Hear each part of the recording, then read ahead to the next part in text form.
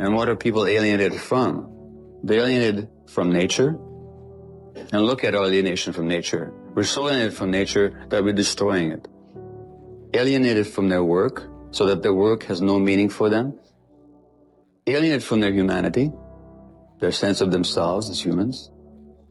And alienated from their fellow human beings. Now, in that context of alienation, which capitalism imposes on people, in ways I'll talk about in a minute, you have massive emotional isolation of people. So that we have this society in which many people are isolated. They're stressed for the reasons I've already mentioned, because of loss of control, uncertainty, lack of information, and they're isolated. Well, yeah, you're going to get a lot of disease.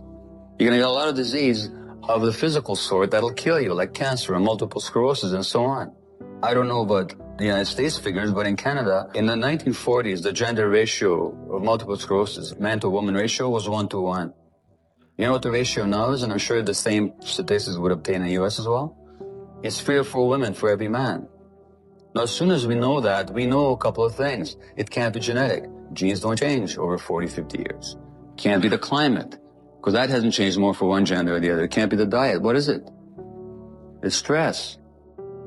And why are women more stressed now than they used to be?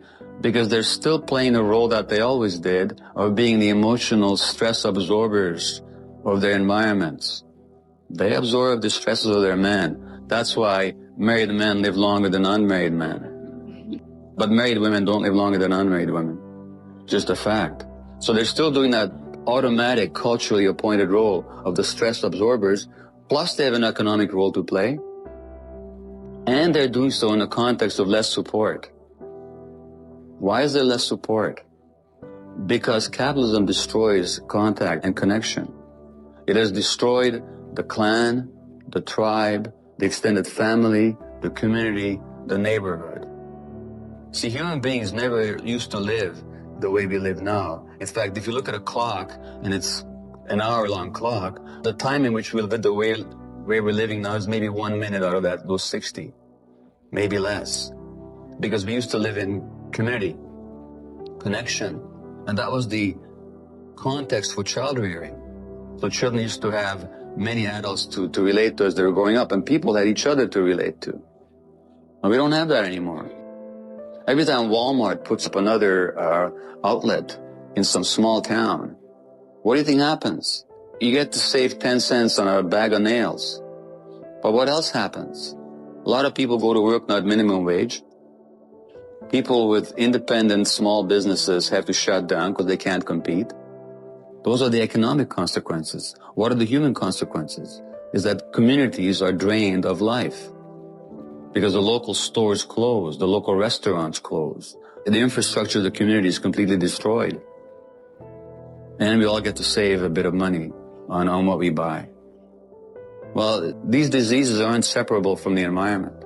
Now, when it comes to addiction and specifically, in the downtown east side of Vancouver, I never had a single female patient who had not been sexually abused as a child.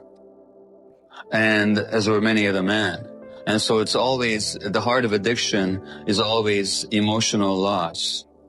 And the obvious ones are those losses incurred by those adverse childhood experiences identified in this California study. Incidentally, there's an epidemic of obesity in this country. The adverse childhood experiences studies began at an obesity clinic because the doctors working there, in San Diego actually, found that they could help people lose weight, but they couldn't help people keep it off. San Diego did something extraordinary for a medical doctor. He began to listen to his patients. And he found one history of trauma after another. People were eating to soothe themselves because the junk foods release the feel-good chemicals in the brain. So that the obesity epidemic in this country is actually an epidemic of stress and emotional loss is what it actually is. And exhorting people to eat well is not going to make any bit of good. As long as you're stressing people the way people are being stressed right now, they're going to keep eating exactly the way they're eating. But there's another side to it as well. Not everybody who becomes addicted was traumatized in those ways. What else is happening?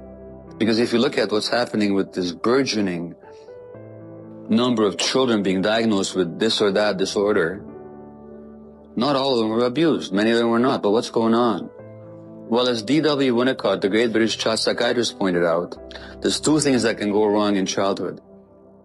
First of all, when things happen that shouldn't happen, and that's the abuse and the trauma. And secondly, when things don't happen that should happen. And that's the presence of non-stressed, non-depressed, emotionally attuned, available caregivers. That's not available in a country where the average maternity leave is 6.5 weeks. That's not available where kids spend most of the time away from the nurturing adults in their lives in the company of other kids, so that they're forced to look to each other as their attachment figures. The texting and the emailing and the twittering that's going on, the desperation of kids to always connect, the sense of disorientation they feel when they can't connect with their friends by some electronic means. It's not a technological problem. It's an attachment problem. Those kids have been disconnected from the adults in their lives because the adults are not there for them. They can't be. They're too stressed. And there was a study a few weeks ago that showed that stressed parents, not unloving parents, but stressed parents simply are not as attuned to the emotional cues of their kids as they'd like to be. And that's what the psychologist formerly at UCLA, Alan Shore, calls proximal separation. Proximal separation is when the parent is physically there, but emotionally unavailable because they're too stressed and too distracted. And that's what my children experienced when they were small, because I was a workaholic physician. And this society rewards workaholism. They tell you what a great guy you are. They reward you for the very things that undermine the health of your family. And for a lot of people, it's not even a question of a choice. The welfare laws were changed so that mothers could have only a number of years on welfare, then they have to go to work. But where exactly does a single welfare mother go to work? Well, usually at a low-paying job far away from home where she has to commute for an hour or two. And all that time that she's working, and all that time that she's commuting, her child is in some daycare, inadequately staffed, with undertrained personnel. Who does that kid got to connect to then? The other kids. And our children become each other's connection foci. Now that means that for the first time in history, you have large numbers of kids, immature creatures, getting their modeling and their cue giving and their sense of direction and sense of values and how to walk and how to talk from other immature creatures. But what do you expect in that culture but all kinds of dysfunction?